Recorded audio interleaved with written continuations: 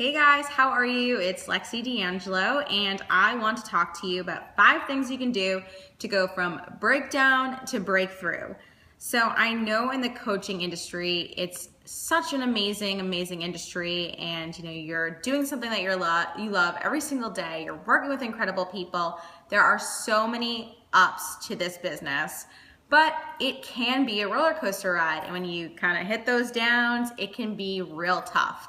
So I've kind of figured out 5 different ways that really work for me in order to go from that place of breaking down, freaking out, to having a breakthrough and realizing, it's all gonna be okay, no problems. So I think that we can get caught up in this belief that, when I get my first client, everything's gonna be cool, or when I hit that first 5K month, like I'll have nothing else to worry about, whatever it is. But the fact of the matter is, it's new level, new devil. You're always gonna be dealing with something. So it's important that you're able to have the tools to deal with those things. So for me, there are 5 things that I like to do when I'm feeling like, holy shit, I am not gonna make it through this. I need some serious help right now. The first thing that I like to do or turn to is exercise. So if I'm having a funky day, if like something is just going on where I just can't get out of this mood, I put everything down, shut my computer, and just get outside and move my body.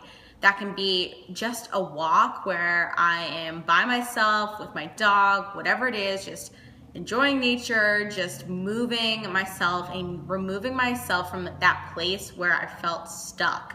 And even going to the gym, just like getting the blood flowing. I personally love CrossFit or running when I'm feeling and I really need to get a lot of energy out, like that's perfect. If I'm just super stressed and maybe need to just take it down a notch, yoga is an awesome thing for me. But whatever it is for you, sometimes it can just be nice to get away from whatever's causing you the stress and just get moving. Another thing that I like to do is read.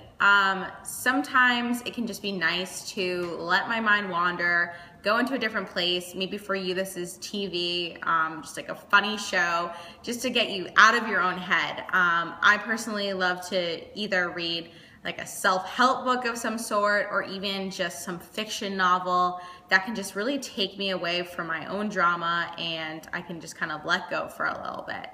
Another thing that I really think can be super helpful is journaling.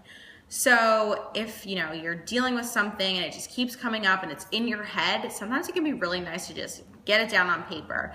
I found for me that I like to kind of confront whatever's coming up for me. So whether it's like I feel like I'm not able to get clients, I feel like there's a lack of money, whatever that negative limiting belief is, I like to write it down. I want to acknowledge it in the first place, but then I like to get real with myself. Like, is that really true for me? Is this reality? And most of the time, it's not. It's just me kind of being crazy in my head. So I like to then turn that around into a positive affirmation. So, there are there's no end to the amount of clients that are coming to me. My ideal clients are on their way. Money is a limitless source, that kind of thing. Another thing that can be super helpful is phoning a friend. That is why I think it's so important to have a mastermind group or buddy or someone who just kind of gets what you're going through, who's on a similar path and is like-minded. So for me, there are so many women in my group program that I love to turn to, and it's just so nice to just say, hey, I'm dealing with this right now. Can I just vent for a second, and can you, maybe help me out, offer some advice? And even if they don't have any crazy kind of advice, sometimes it can just be nice to tell someone how you're feeling. Another thing that I really love to do is just treat myself. So whether that's in the form of a massage, a manicure, a pedicure, whatever it is, I just want to take some me time to appreciate myself and the work I do. Because at the end of the day, I am working my butt off, I'm doing what I love, and I am so grateful for the opportunity to have the lifestyle that I have.